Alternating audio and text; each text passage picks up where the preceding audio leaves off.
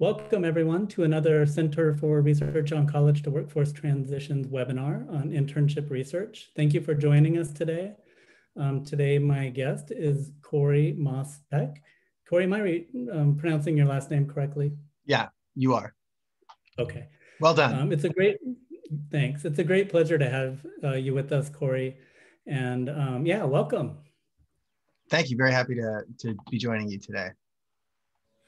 And I will give Corey a proper introduction in a minute. I just wanted to say that these CCWT webinars we've been doing for about 1.5 years now since the pandemic started, and we had to cancel our internship research symposium, which was for 2 years, a conference that we started where internship researchers and practitioners from across the disciplines could gather here in Madison, Wisconsin, and talk about internships. They were really well attended, fun, very interdisciplinary, and we were bummed that we had to cancel, but we did. But one of the benefits has been these webinars have been a great way for our center and our researchers in our broader community, of which you all are a part of, have been able to network with scholars around the world. So we've had webinars with researchers studying internships in China, Australia, all around the United States, Germany, and now Ann Arbor, Michigan. And so without further ado, I'd like to introduce our guest today. Corey Pech is a NSF postdoctoral research fellow at the University of Michigan Department of Sociology.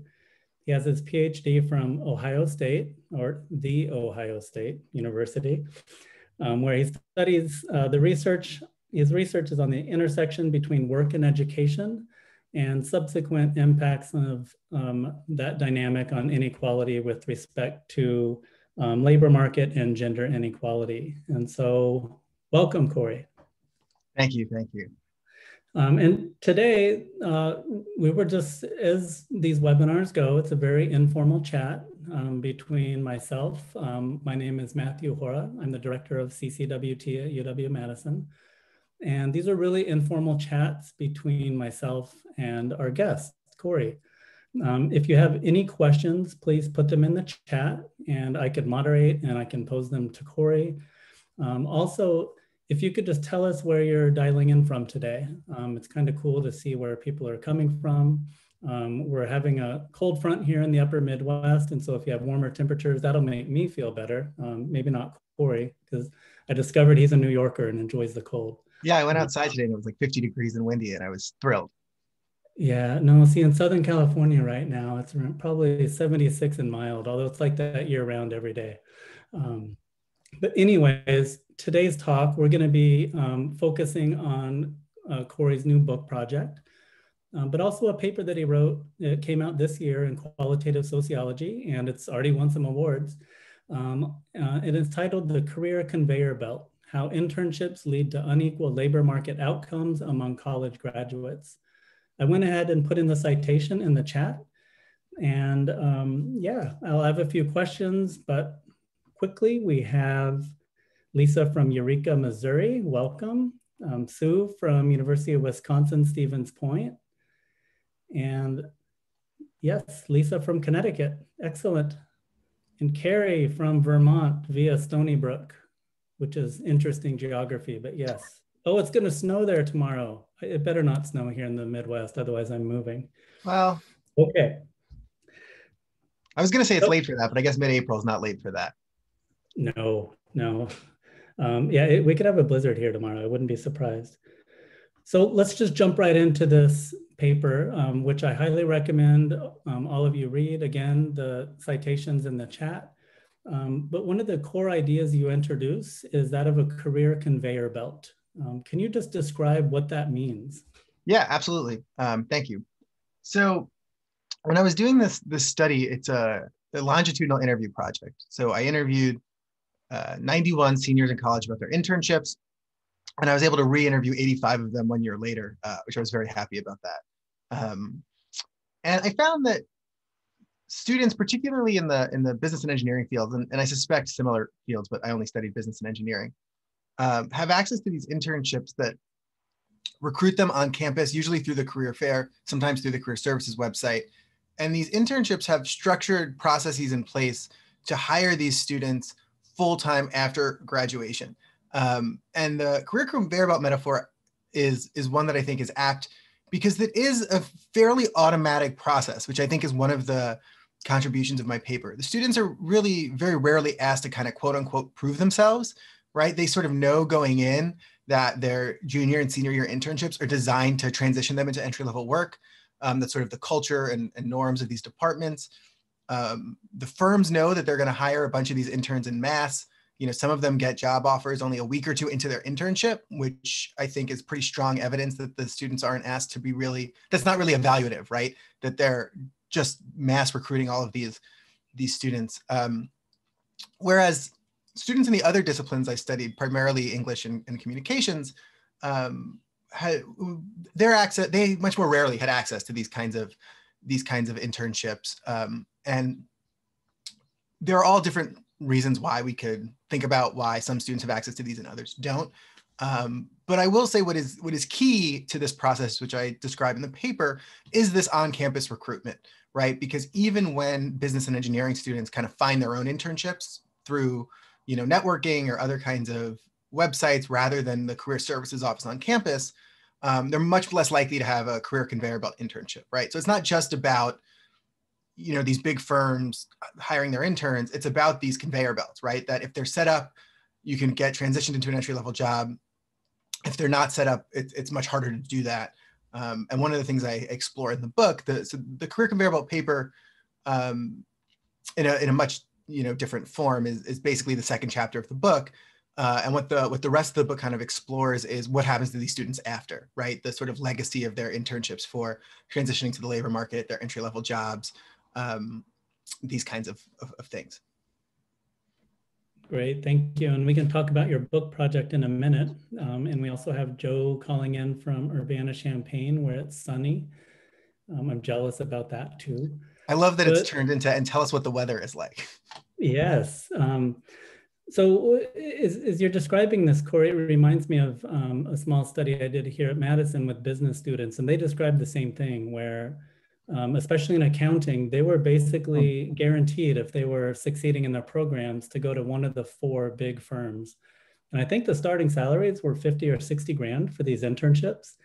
But yes, it was a glide path to full employment. They knew it. The academic program knew it. I mean, that was one of their recruiting tools to get students into those programs.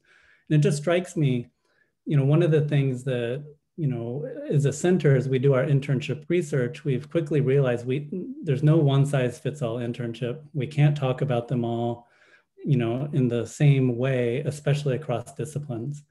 And yeah, your paper is really highlighting how in some of these fields, it really is a far more structured glide path to, you know, full-time employment. And I think that's right. And I think one of the things that your work and the center's work in general, right? I know you've got a whole team is kind of moving towards is this idea that, like you said, that it's not, internships are not kind of one size fits all, right? There's internships in general are a relatively new phenomenon outside of the sort of medical and government setting, right? As far as, I mean, not like the last 10 years, but the last 30 or 40. And a lot of the early generations of research on that is, as you know, the benefits of interning versus not interning, and there's lots of benefits to being an intern. But as we've sort of moved into a space where so many more students are completing internships, and we know the benefits of interning versus not interning, I think they're really, what your work is sort of focusing on, what my work is focusing on, and where I think the sort of good work is heading is sort of understanding, right, the heterogeneous nature of internships, how they are similar or different, the different characteristics of internships that matter for, you know, quote unquote success, you know, however you want to define that or what that looks like. So yeah, so I'm not surprised that the accounting students had a similar experience. I suspect that, you know, I don't have empirical research on this, but I suspect any sort of field where your career services are kind of closed to other students, there's probably at least some of this going on, right? Whereas for liberal arts students, they're tending to more or less compete with students from all other liberal arts disciplines for the same kinds of opportunities. Right. And again, thank you everybody for joining us from around the country and maybe the world. If you have any questions for Corey or I, please chime in the chat. And also if you want to let us know where you're calling in from, that's always awesome. And Corey, one thing that struck me too, reading your paper, was the focus on employer intent. Because sometimes I feel like the unit of analysis or the focus of analysis in internship research is either the student or the university or college. But you really hone in on, what the employers were hoping to get out of this experience or to get out of the student. Can you speak a little bit? You've spoken a little bit about the intent of the engineering and business employers. It was kind of a talent pipeline for them. What about communications in English? What were those employers thinking of when they took on interns? Yeah, I mean, that's a good question. And my answer is a little bit speculative because I didn't speak to the employers, right? I only spoke to the students. But I think, again, I think this recruitment mechanism is really important here because I think firms are more or less happy to have interns, right? If I email any company and I'm like, can I work there a few hours over the summer for free? I think a lot of them are going to say yes. I think a lot of them are going to find something for me to do. And I think it will be beneficial for them and potentially beneficial for me, depending on, what my goals are. So I think a lot of these companies, so some of them certainly do because some of them certainly do rotate through interns every semester or every year as part of their strategy for, we can generously call it training. We could maybe more cynically call it, not having to pay an entry-level worker for what they're doing. But that depends on the site and what's going on, right? I'm not in a position to make that kind of normative judgment. But I think a lot of them, it's really just this ad hoc thing. And so students will reach out, professors will reach out, career services offices will reach out and say, hey, I have students interested in X or Y industry, do you take interns? And I think a lot of companies will just say yes, because they can find something for the intern to do. And they view it as sort of as beneficial. But I do think that these companies don't have a long-term plan, right? Like even the ones that cycle through the internship, like interns every semester, I think it's more or less just like this constant sort of ad hoc, can we take on an intern? What can we give them? What are our needs at this moment? Whereas these sort of big career conveyor belt offering firms, have these sorts of, we need 500 new employees next year. So we're going to hire 750 interns and we're going to get 500 of them offers. And, we'll see how that goes. Yeah. Right. And that aligns with my experience in a panel of employers. There was somebody from, I think it was Briggs and Stratton outside of Milwaukee. They said an internship is like a 3-month interview. This is our recruitment pipeline. Somebody from city government said, we're kind of doing this as a service. There's very little prospect of full-time work after this. And then there was somebody from a nonprofit who had a very similar approach. So I have a question from Joe, which is a great one because I know that you address the sociologist Lauren Rivera's work in your paper, but how does your work, Corey, relate to Lauren Rivera's book, Pedigree? Yeah, so it's a good question. So one of the things that makes my work sort of distinct from Lauren Rivera's and some of the other work on these kinds of processes that have been done by people like Amy Binder, if you know her, is that my research focuses on a less elite institution. And this is salient because at a place, my understanding from the prior literature, right, I've never set foot in any of these places, but my understanding is that at places like Harvard or Stanford, all students are desirable to employers, right? What the employers are getting is a prestigious student who is also possibly a very skilled student, but this appears to be kind of immaterial to what these students' chances are, right? Because you just assume we're going to hire a bunch of students from Stanford or Harvard, and we're going to tell our, clients that you've got a team of really highly educated students working on these projects or employees or whatever. Whereas, so there's all this cultural meaning sort of wrapped up in where these students are going to school, right? In a place like the school that I study, which is a large public research university, these schools try to be kind of all things to all people, right? Any of us that have worked at a place like this know that there are just like constituencies for everything, right? And so I think their fields of study, because this was the big thing from, I went into this project wanting to study internships as a form of like work, right? How are they exploitative? How are they how do they benefit students? These kinds of things. But what became clear to me really quickly was that this was a story about the different fields of study providing different kinds of labor market opportunities. And so I think the way that this relates to work like Lauren Rivera's or like Amy Binder's or people that study the kind of elite institutions is that at a large research university that tries to be all things to all people, the sort of prestige or employability really comes more from the degree field than the sort of name of the school itself, right? So if you go to Harvard or Stanford or even a place like Swarthmore or Bates College, right? It doesn't matter if you study English or, some of these schools probably don't even offer business or engineering, but it doesn't matter if you study something more quote unquote practical, or if you study philosophy or art history or whatever. You are seen as employable by employers because you have this prestigious school that you went to, right? That signals your value, your competence, whatever. But if you go to a large state school, right? Places like, Wisconsin, Indiana, Ohio State, Rutgers, whatever, then employers have to look for something else, right? And I think field of study is really one of those things. I think that's where you really get that, quote unquote, cultural value that makes you seem employable. So that's how I see my work as relating to some of those. Or put more succinctly in the paper, right? Lauren Rivera finds that at elite schools, everyone can access these networks of internships that could potentially lead to jobs. But at a large state school that's not an elite state school, the access to those kinds of opportunities are more differentiated.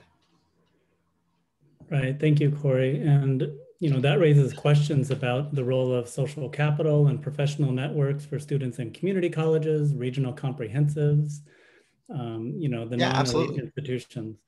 Yeah, I think one of the stories that comes out of what I'm doing, but would need to be sort of more further empirically tested, is that, there's, for students that study sort of quote unquote, vocational or professional disciplines, there's probably a little bit less variation, right, between the prestige of their college and their employment outcomes. Like, I'm sure there is some, but probably less. But an English major at Bates is not an English major at Indiana, is not an English major at, Eastern Michigan University, right? That these things are in fact very different in really significant ways. Well, and that really underscores for me why internship research is so fascinating, because it's not just work-based learning. You quickly get into issues of, first generation status and what kind of social and cultural capital does that bring to the table that then students can deploy as they're looking for work. But one of the things I'll just mention that, because I've looked at Lauren Rivera's work really closely, and a lot of it's on the hiring process and how in the job interview, sometimes the manager will look for cultural or personality cues that are really like their own. And so I think there was a quote from one of her studies, the interviewer was looking for somebody to go have a beer with, which has, some really potentially awful implications for discrimination on a whole number of fronts. And I've always thought that somebody needs to study the internship hiring process. I think it's in many cases less formal, maybe less structured in firms, but the whole selection process, and there have been a few studies. There was a resume audit study that John Nunley did up in the econ department here at UW. I believe he's at La Crosse or Eau Claire.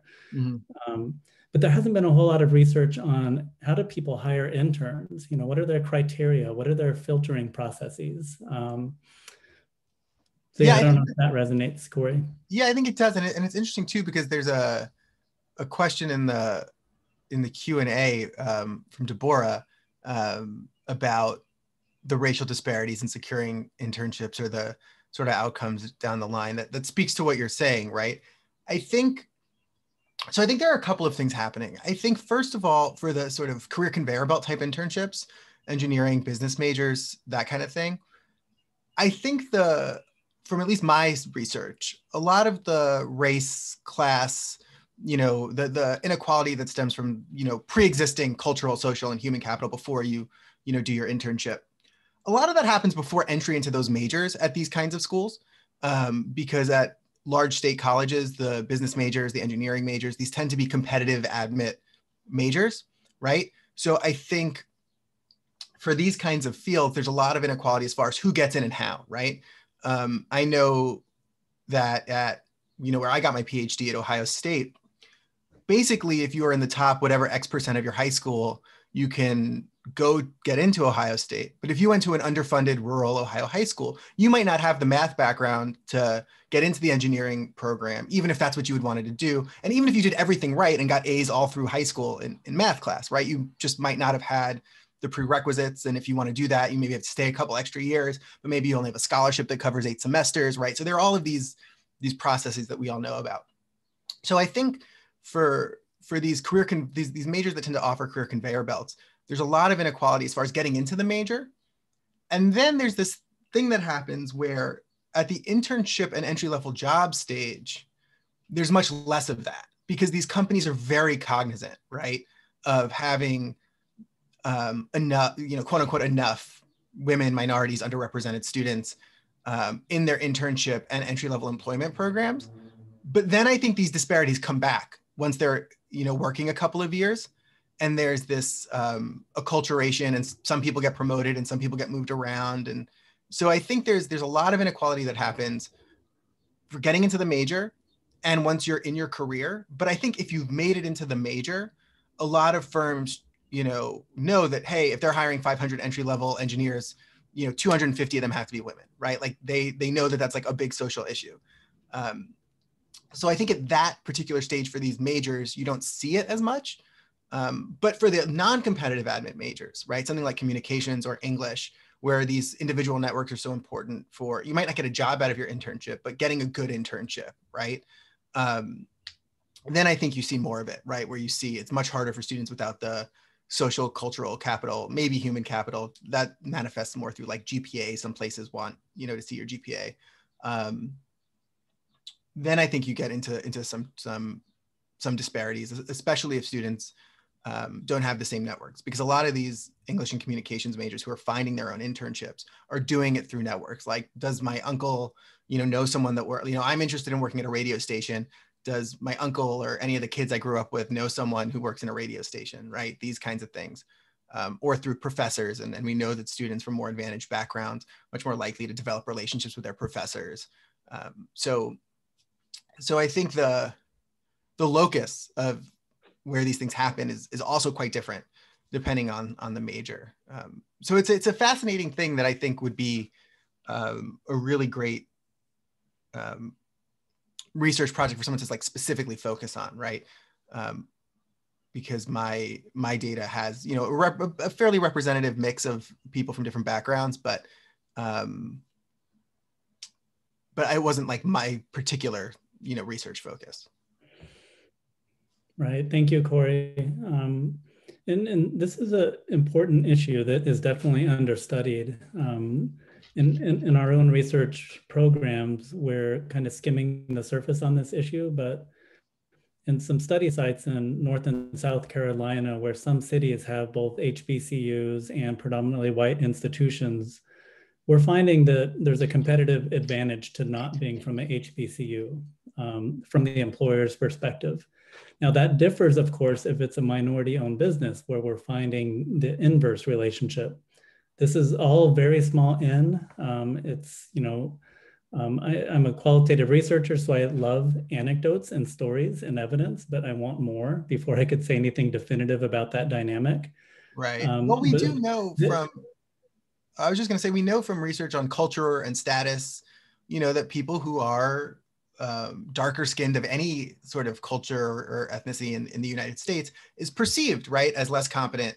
And when you're trying to enter a labor market, that's really an important thing, right? You want people to see you as someone who is going to be competent, successful. And, unfortunately in the United States, the darker your skin, the just, all else being equal, the less likely someone is going to view you as having that sort of competence and qualifications, even if you do. Yeah, we have some unfortunate stories from students, Black students from HBCUs being at an employer with white students from the local PWI and being treated very differently. But anyways, so great question.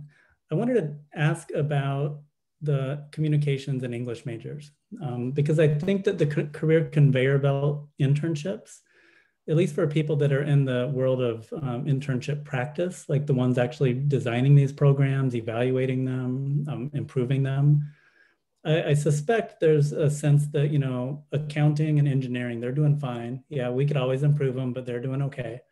But what about these other majors? And so can you speak a little bit about the, you know, part of your study was what happened to these English and communications majors after they graduate? Can you talk a little bit about that and what role, if any, the internship played in helping them find a job? Yeah, absolutely. So so the big difference, right, which is, you know, obvious, is that the difference between having a career conveyor belt internship and having, you know, what I call student-driven internships, um, is that you don't have a job offer, right? So there's no opportunity for employment, at least at the end of the internship. So what ends up happening is, and this is another way that like class background really comes into play, is that the English and communications majors in my study spend on average 3 to 6 months after graduation unemployed and looking for work, right? Like their job search starts around graduation because that's when firms hire and they are kind of scrambling, right? And so a lot of them have to make this decision, like, do I hold out for a job that kind of meets my passions and interests and what I went to school for? Or do I take the first corporate job that's going to pay me a decent salary? And these questions are, of course, really deeply linked to your resources, right? Like people who want to work in media or advertising or nonprofit or whatever, you know, if those jobs aren't coming after 2 months, but, you know, you know, a local office is like, we'll pay you $16 an hour to help with sales. You know, a lot of students need to take that job. Um, so that is a way that I think you end up with some of these disparities in like finding jobs matched to your interests, because the ones that do hold out, who can afford to hold out, or even afford to do another internship, because I have a few people in my study who do another internship after graduation, you know, have an easier time kind of getting jobs sort of matched to their degree. But I will say that they're not at the school that I studied, you know, like I said, because it's not an elite school, they didn't want these, you know, some did, but almost none of these students want these like glamorous jobs that we think of as like, none of my English majors wanted to write the next great American novel. You know, very few of my communication majors wanted to move to New York to work in the fashion industry. Like this wasn't the like universe of jobs that they were looking for, right? They wanted like quote unquote normal, stable jobs, you know, doing things related to what they went to school for. But many of them would have been happy doing communications or marketing for a bank, right? Or doing some, you know, technical writing for an insurance company. Like they weren't necessarily looking for glamorous jobs. They just wanted jobs that kind of a little bit used their degree and sort of paid them, you know, a normal, stable salary. And so a lot of them do ultimately, if they hold out, find jobs like that. Some of them don't. Um, and as far as the other aspect of their internships being relevant is, you know, their expectations for work were really set by their internships. For a lot of these students, their first white collar job experience is in their internship. So for all students, English, communications, business, and engineering, whether or not they had a good experience with that structures how they feel about their entry-level job, right? So some students who had really uninteresting internships, like just filing all day or like getting people coffee, you know, these like typical what we think of as like terrible internship tasks. Some of them were really happy with doing pretty mundane things and are like, look, I have responsibility now, that's great. Some who had really fascinating internships where they were given these big, interesting projects, you know, now they're an entry-level employee doing data entry all day and they don't have a, you know, exciting summer-long project, or like, this is boring. Working is not what I thought it was going to be. So in a lot of ways, the internships set their expectations, which affected, you know, not just their material outcomes, but their attitudes towards their jobs. So this is fascinating. And in a second, I'll read Lisa's question, which is a perfect segue from what you're talking about. But, and correct me if I'm wrong, Corey, but my sense is that for some readers of your paper, they may think, oh, the career conveyor belt internship is preferable. That is what we should be aiming for. But one thing that I was struck when I've done some research in Japan about internships, which are completely different animals. There tend to be like 1-day field trips, at most 2-week experiences. That's cool. Is the intention is almost never to get a job. It's career exploration. And in part, I think this is an unstated reaction to the fact that career advising in Japanese schools outside of the vocational system is really poor because it's all focused on the tests and getting into an elite university. And so some of these students, once they're in college, they're like, I have no idea what the world of work is like. And some of them took like 15 or 20 internships or field trips. And so, I'm thinking, and as you were speaking, I was recalling some of these business students because we did some follow-up interviews. They said, oh, I got this accounting, internship, 50 grand a year, but then I realized I hated it. And so can you speak a little bit about that, just the relative merits as we think about college students and their knowledge of the workplace and their career goals, just the relative merits of a career conveyor belt internship, which seems to kind of lock you into one occupation, right? Maybe Well, even or one not. firm. Well, the thing that's interesting, so the first thing I'll say is that, I only studied students' senior year internships. So some of them had internships, the previous years that I think were more of this, like trying to figure out, what is interesting to me, what I like, what I want to do. But one of the things I find is like, a fair amount of students with career conveyor belt internships still spent their senior year of college looking for other jobs, right? It just was not stressful because, they do their internship between their junior and senior year. They get a job offer to work at this big bank or manufacturing company or whatever. And then they come back to school. It's September, it's October. They have this job offer in hand, but they're still going around to the career fair, looking at what opportunities are out there. So it was no guarantee that they were going to take that job.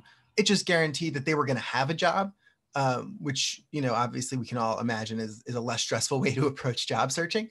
But right, so one of the things that you could take away from my paper is that career conveyor belt's good, not career conveyor belt's bad, right? And to some extent that's true, because a lot of the communications and English majors I studied, like I said, were career oriented and wanted to work in these fields, right? If their internships had come with these conveyor belts, I think a lot of them would have been thrilled. The problem is for students in these fields is that the firms that offer career conveyor belts are large corporate firms, right? And though I say in the paper, we could imagine large corporate firms related to English and communications, like big, there's like 4 media firms, right, in the United States, like Viacom and the other ones. We can imagine that these companies could sort of replicate the career conveyor belt process. And I think communications majors would be happy about that. So on the one hand, there's this idea that if we found career conveyor belt internships that match the interests of communications and English majors, that would be a really good thing. But I think given the state of what internships look like in reality, these students have to make a choice, and I would just hope that it would be an informed choice. If you're happy working at Oracle doing sales, then even if you're a communications or English major, go to the career fair, find a company like Oracle, Nationwide Insurance, Chase Bank, and see what their internship programs are like, if they have things that could be useful for you. And they will likely hire you after graduation. And not only will they likely hire you after graduation, but your internship will likely be full-time and paid at rates unlike what you're making at the campus bookstore, right? So this could be a really good experience if that's the kind of career you're looking for. If you want to work in some of the other fields that are of interest to you, but don't offer these career conveyor belts, or you want to work in a smaller firm or whatever, then I think just having the realistic expectations about that, right? That these companies don't hire their interns, that you might have to do a postgraduate internship. You might have to go 6 months unemployed looking for work, and like think about whether or not that's something you want to do or can do. I will say that sometimes working at these smaller firms, both at the internship stage and after, you do get much more interesting work tasks. And this sort of makes sense with how we think about the division of labor, right? If you work at a large bureaucratic firm where the work is highly segmented, you might be given a narrow task to do all day, and you might not like that, even though you're making a lot of money. Whereas in a smaller firm where everybody's doing everything, you might get more interesting work. So I really think one of the things that my study highlights is just the pros and cons of the different kinds of internships. And hopefully students can make these sort of more informed decisions, because my understanding from my study is that students knew they wanted internships. They knew they wanted to work in certain industries.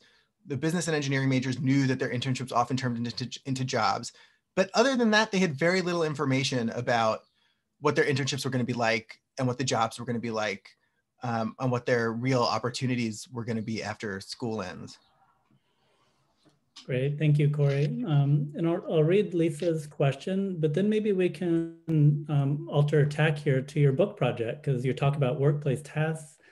And I know that part of your current project with the book is looking at, the role and value of a liberal arts education and how students think about work and maybe some of the jobs they get.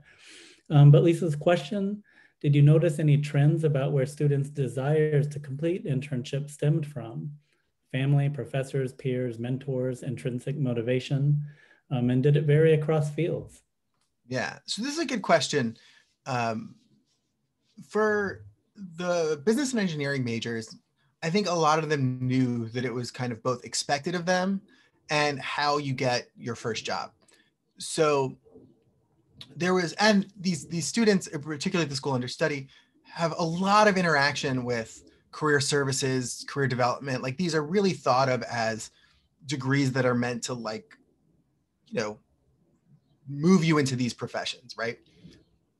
So in these departments, there was, I think, a culture of you go to the career fair every fall, you see what internships are offered, you take one, you go on your way. For the liberal arts majors, my initial instinct is to say that the more career-oriented students did internships, but at the school under study, and I think in general now in lots of cases, something like 75% of all students do internships, right? So I think they know that they're supposed to do it. And I think that pressure comes not so much from their friends, but I do think that comes from the career services offices and maybe their parents, because they, as we all know, as people who are in the academy, when students are majoring in less practical fields, they're constantly being bombarded with, well, what are you going to do professionally? How's that going to lead to a job? What is this degree worth? And so I think students see internships as a way of figuring that out and sort of pushing back against people who say that there's nothing you can do with your degree. But I do think internship rates are so high now that I think a lot of students just kind of expect it's one of the things they're supposed to do if they're going to get a job, especially because a lot of entry-level employment requires it now, right? A lot of jobs hiring college graduates want applicants who have had at least one internship, right? Want applicants who have had entry-level work experience. So I think most students just think it's expected these days. But the most career-oriented English and communications majors, I think, really thought I'm going to do a bunch of internships and that's going to make me really hireable. So there's also that motivation as well.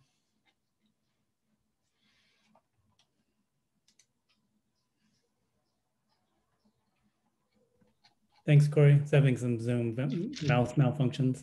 Well, luckily, you as a sociologist never get asked what you're going to do with that degree, right? Yeah. Whenever my, whenever I publish anything, my dad goes, "What magazine will that be in?" Well, my bachelor's degree was in English, and I love to tell my parents, "Hey, look, yeah, writing actually helps. You could use this that is the skill thing. wherever." This is the thing that I'm the most surprised about from my study, is that writing is so undervalued in the labor market. I know we were going to shift to talk about that explicitly, but as any of us or all of us know, most people, undergraduates or otherwise, are very bad writers, right? It is an extremely difficult skill that most people are not good at. Some English majors are very good writers, but there is very little, high quality employment demand for those writing skills, which I find fascinating because it is a very scarce, very important skill. And it is not highly rewarded, at least immediately in the labor market. I guess you can make an argument that if you go to graduate school and, have access to getting into law school or, a PhD program or whatever, that those writing skills help you get in there and help you get the degrees. But yeah, I mean, there are very few jobs that are if you're a good writer, we'll pay you really well, which is surprising to me because it's such a scarce skill. Right, that could be its own webinar. But yeah, Corey, could you just talk to us about your book project and maybe just, some of the issues or questions that you're asking about the purpose and value of a liberal arts education with respect to the world of work? Yeah, thanks for that question. So again, as a lot of us know, as academics or people who work in academic spaces, the liberal arts universe is always trying to defend itself, right? Like we live in a society that is constantly like, the liberal arts are useless. No, the liberal arts are very useful, right? And back and forth we go. And what I'm trying to do with this book is sort of, well, okay, the way that this conversation usually goes, as far as I see it in the sort of broader social context, is people say, well, you can go to college and major in something useful or major in something that is interesting to you. And the real value of a liberal arts education is one in which you develop critical thinking, you become a more engaged citizen, these kinds of things. And it turns out your employment outcomes are still pretty good, right? But this hasn't really made a dent, I think, in the sort of broader cultural context of whether liberal arts degrees are useful or not, right? We still often hear people saying, what are you going to do with those degrees, right? Like you said about being an English major, like you should major in something useful. STEM fields are so much more useful. Business is so much more useful. Accounting is so much more useful, et cetera.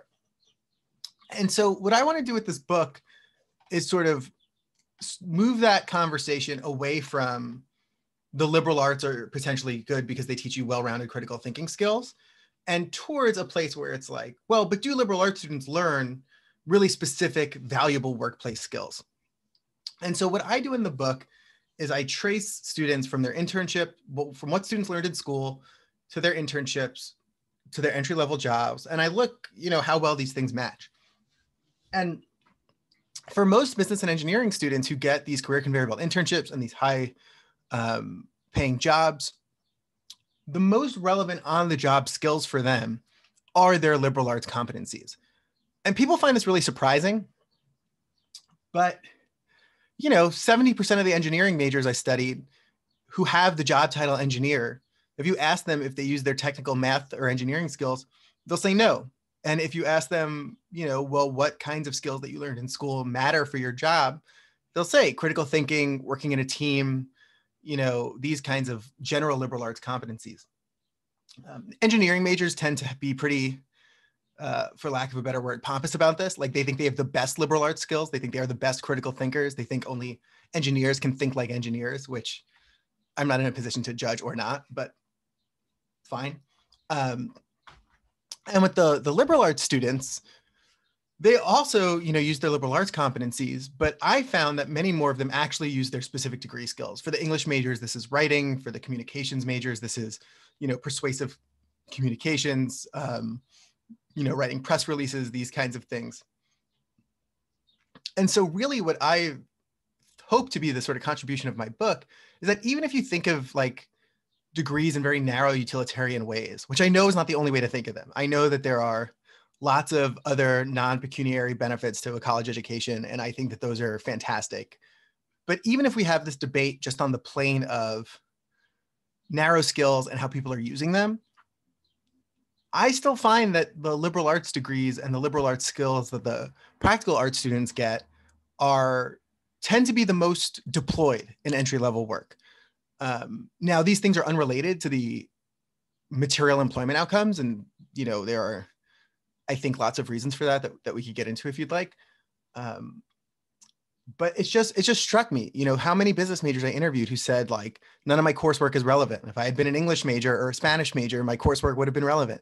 Or engineering students who say, really a philosophy major could do my job, even though, and this is why the qualitative research of this is so important, they have job titles like cost engineer or quality engineer, right? If you do a survey and you find that an engineering graduate works for an automotive firm as a quality engineer, you're going to say, this is evidence that the student uses their engineering background. But that's not necessarily the case. One of the things that I find is that you could basically take any job and add the word engineer to it if you are an engineering graduate, right? Like whether you're a quality analyst or a quality engineer, your job is the same, but one of you has an engineering degree, right? And these, which I just find so interesting, you know, because people always say, surely engineers with engineering jobs are doing engineering. And it turns out some of them are, but not many of them. And the ones that aren't necessarily getting better jobs than the ones who aren't from these other sort of traditional labor market indicators. Right. Well, this is fascinating stuff and a lot of questions that, you know, I've been asking in my research before internships came on the scene. And I think quality engineering is possibly a unique case because I've come across more than a few instances where, you know, there have been theater majors who have been trained on the job to be a quality engineer. But at the same time, I do wonder if as you go up the occupational ladder within a firm, a senior level quality engineer, I would speculate, would need some technical background. So I wonder if some of the students, because you're interviewing them early in their careers, like as they go along in their careers, they're going to be drawing more on their engineering, high level math, or some of the technical business knowledge. Do you have any thoughts on that? Yeah, excuse me. I think it's possible. I think it is unlikely. And the reason for that is I actually absolutely agree, right? If you have, you know, entry level cost engineers and the supervisor cost engineer, that maybe the supervisor cost engineer is the one that's doing the complex engineering work. But those jobs are more scarce, right? So you still end up in a situation where if you have 6 entry level engineers and 2 of them get promoted to that next level, right? Then you still have 4 out of 6 who are not ever, right, engaging in those skills. I also think a lot of them are going to switch jobs or move into something else, like, you know, a management role that's not engineering specific, or, you know, one of the engineers in my study 3 years later went to become an Air Force pilot. So, because we know that people now more than ever just kind of move around. They don't really just do one thing kind of for their whole life. And I think it's more common now, even for engineering students. And I know one of the things I'm doing in my postdoc is interviewing these people again now that they're 3 or 4 years out of school. And a lot of them just go into other things, right? Even engineering majors will, you know, get a master's degree in computer science and try to go work at Google or become an Air Force pilot or whatever. So I think there is some of that. And I would also say that absolutely there are engineers that need the engineering skills, right?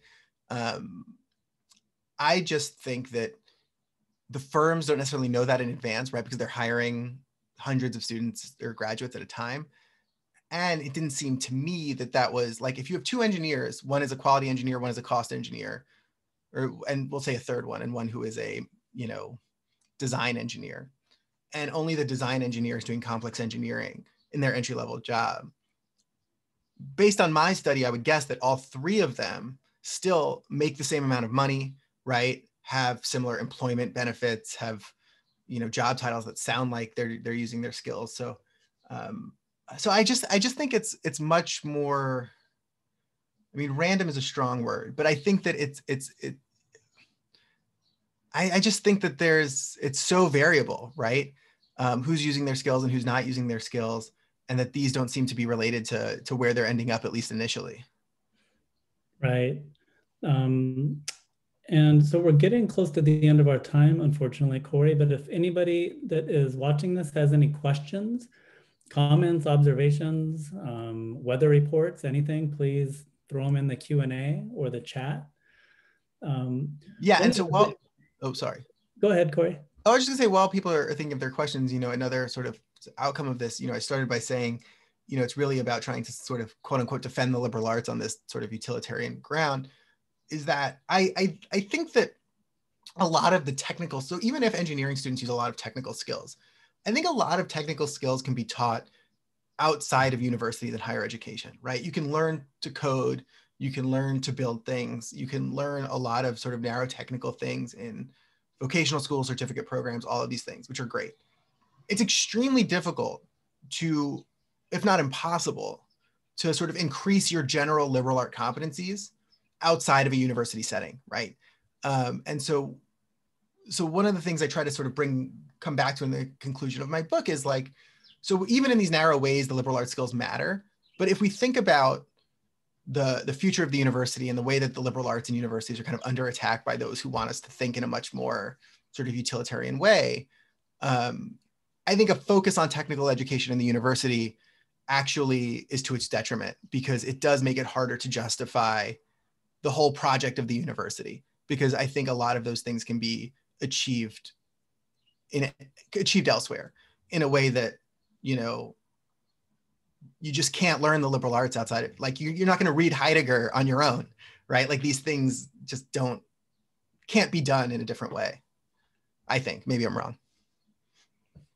Right. Although one of the most accomplished philosophers I've ever met was an organic vegetable farmer who read during breaks on his tractor. Seriously. Well, one of the things about the liberal arts education debate that is interesting to me is often people forget that the liberal arts model includes STEM. It includes professional programs. Liberal arts is not synonymous with art history. It's, you know, it's an interdisciplinary model. Absolutely. But the one thing that I wanted to ask about is, oh, and we have another question, but I'll just ask quickly. You know, some of our research, we go and do classroom observations about how people in different disciplines are teaching certain skills, especially teamwork, communication, self-regulated learning, and critical thinking. And I do have to say, engineering programs often do an excellent job in teaching teamwork, especially in their upper division capstone project courses. Whereas in some other disciplines, including arts and humanities, social sciences, teamwork is often a hastily thrown together group work, which students groan about. Gross stereotypes, but I think there may be something to certain disciplines teaching some of these skills better than others, but also teaching them in a way that's like so closely connected to the content that there is a type of teamwork that is unique to engineering. So it's definitely possible, right? What I would say in response to that is a couple of things. One is, you know, Aram and Roxa have this book that a lot of us are familiar with, Academically Adrift, where they sort of show that, like, learning doesn't really happen in the classroom, right? It's kind of their big argument, is that students don't gain generic skills over time. But if you look at their findings by discipline, you actually find that arts and sciences students grow more in their sort of general skills than sort of professional degree students. It's really business students that don't really learn, which I know is different from obviously engineering. So I think that, but again, right, whether the growth is not necessarily related to, like, who's the best. It's about change over time. So it's possible that engineering students, especially again, because in a lot of places they're competitive admit, they're sort of quote unquote more prepared students, they could sort of teach this higher level. I also wonder about the employment conditions of the teachers, right? And if that has a benefit on how or an effect on how successful pedagogically they are, right? I don't know about the employment conditions of most engineering professors, but my understanding is lots of arts and science instructors these days are, you know, adjuncts getting paid kind of poorly, you know, by the hour in the classroom, which makes it harder, right, to be a more effective teacher. And so I wonder if that has an impact, but I could definitely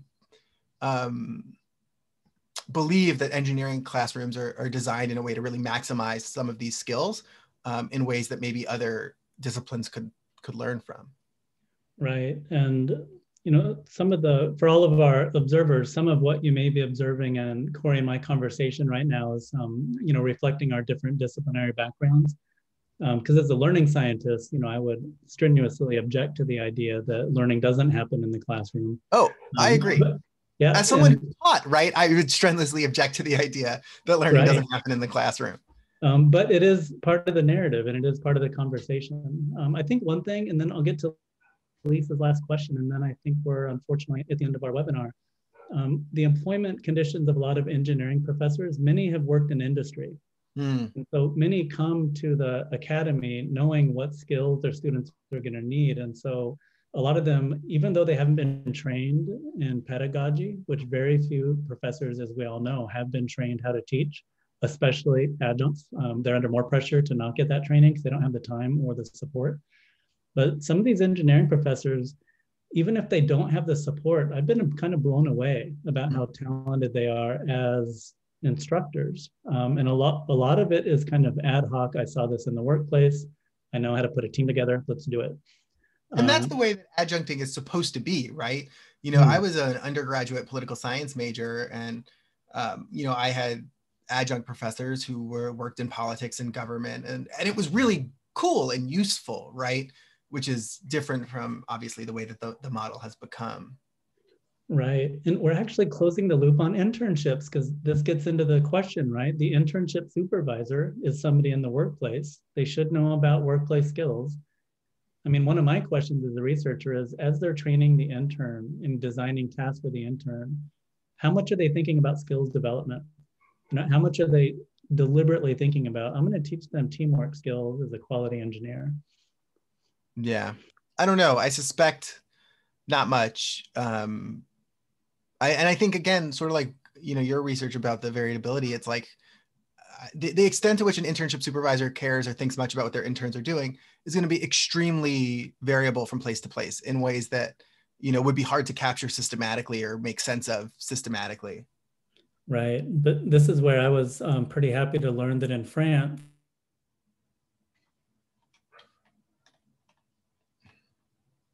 What happened? Either you froze or I froze.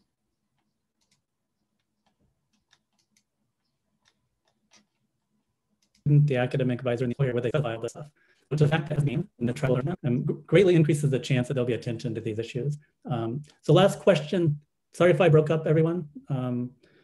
Have you shared these ideas, the results of your study, and your book project with current or prospective college students? If so, what was their reaction? Yeah, great question. Thank you. So no, the answer with prospective students is no. But I will say that I gave a presentation on these findings that were really about, so one of the core concepts of my book, which we haven't discussed, and that's fine, is what I call the paradox of marketability, which is that the most marketable kind of in-demand to employer students are not necessarily the ones who are most likely to use their degree skills, and that those who do use their degree skills are not necessarily going to have the best employment conditions. Okay. So I gave a presentation on this concept and what people are learning and how they're deploying them to a group of engineering students. Okay. So a classroom of, I want to say 40 or 50 engineers.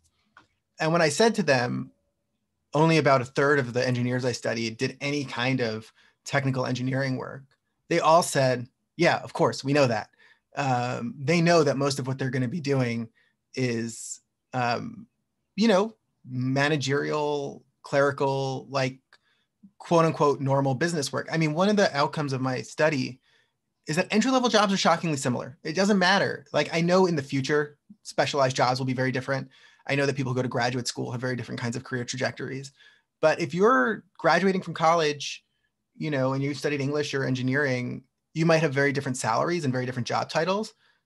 But a lot of entry-level employees do very similar work. A lot of, data entry, a lot of sales, a lot of liaising between different people. It's very common. And so when I gave this presentation to engineering students, I was unsure of what they were going to think. And they were like, we know. And even within engineering, they have a hierarchy. They think that the mechanical engineers some of the mechanical engineers are going to do the most advanced work. Some of the, civic engineer, like, I don't know every aspect of, how they think about this, but it became clear to me that this was not shocking to them. It's only shocking to people who, as somebody put it to me, sort of like drank the engineering Kool-Aid, to think that like they're all learning how to like build robots and algorithms to like change the future of work. And it turns out only a small percentage of them are doing that, at least from those I studied. Great, thank you, Corey. One of the fun things I found about studying other disciplines is learning about their internal hierarchies. And engineering, it's got a lot of them. Yeah, I'm sure. Yeah. All right, well, thank you so much, Corey, for spending this hour with us. Thank you, everybody, for calling in from wherever you were. If you have any follow-up questions for myself or Corey, please feel free to get in touch. You can find us on Google. We'll also have this webinar up on the Center for Research on College Workforce Transitions website. And yeah, thanks again, Corey. It's been a great hour together. Yeah, my pleasure. A lot of fun. Thank you so much. Thank you all the attendees for coming. And yes, anyone feel free to email me. I'm happy to talk further or hear about your own experiences doing this kind of research as well. And thank you, Matt, for inviting me. Really, really appreciate it. Of course. Everybody stay safe out there and have a great Wednesday. Bye-bye. Bye.